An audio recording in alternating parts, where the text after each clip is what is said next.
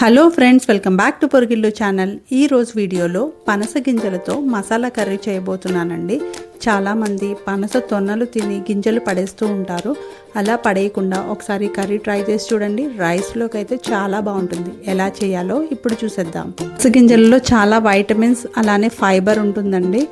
హెల్త్కి కూడా చాలా మంచివి. ఇక్కడ నేను 30 పనస గింజలను తీసుకున్నానండి. వీటిని ఇలా హాఫ్గా కట్ చేసి పైన వైట్ లేయర్ని తీసేసుకోవాలి.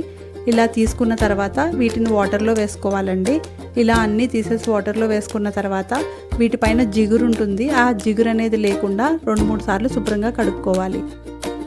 ఇలా కడిగిన పనస గింజలను మనం ముందుగా బాయిల్ చేసుకోవాలండి. బాయిల్ చేసుకోవడం కోసం ఒక ప్రెషర్ కుక్కర్ తీసుకొని దానిలో పనస గింజలను వేసుకోవాలి.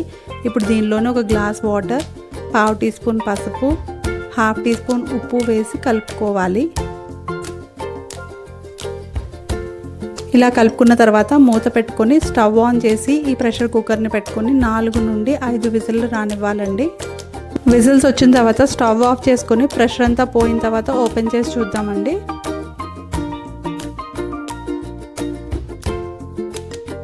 చూడండి, పనస గింజలు చక్కగా ఉడికాయండి. మీరు కావాలంటే ఇంకా చిన్న ముక్కలుగా కూడా కట్ చేసుకోవచ్చు.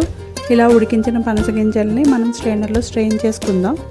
ఇలా స్ట్రెయిన్ చేసుకున్న పనస గింజల్ని పక్కన పెట్టుకుందామండి. తర్వాత స్టవ్ ఆన్ చేసి పాన్ పెట్టుకుని 1 స్పూన్ ధనియాలు, 1 స్పూన్ జీలకర్ర వేసి దోరగా ఫ్రై చేసుకోవాలి.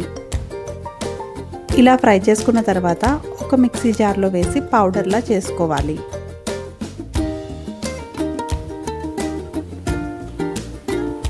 ఇలా చేసుకున్న పౌడర్ని పక్కన పెట్టుకుందామండి. ఇప్పుడు ఇదే పాన్లో 2 స్పూన్ల ఆయిల్ వేసుకోవాలి.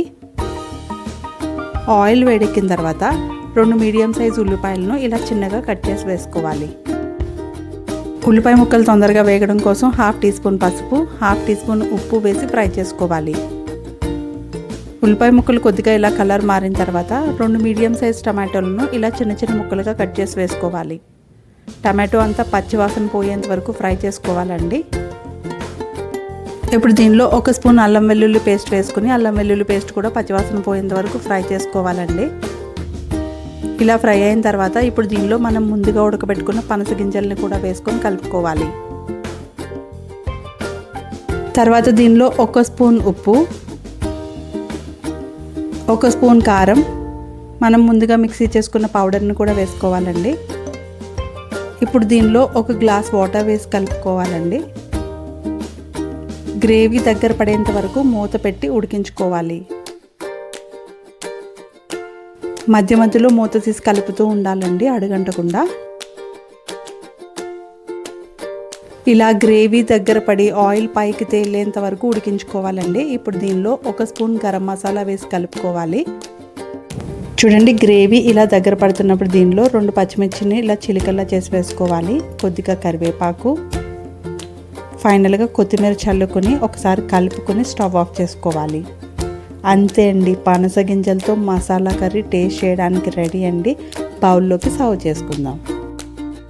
నెక్స్ట్ టైం మీ ఇంట్లో పనస గింజలు ఉంటే ఈ కర్రీని తప్పకుండా ట్రై చేయండి. మీకు ఎలా వచ్చిందో నాకు కమెంట్ చేయండి. ఈ కర్రీ అయితే రైస్లోకి పర్ఫెక్ట్ కాంబినేషన్ అని చెప్పొచ్చు. ఈ వీడియో కనుక మీకు నచ్చినట్లయితే లైక్ చేసి సబ్స్క్రైబ్ చేయడం మాత్రం మర్చిపోవద్దు. Thank you for watching my video.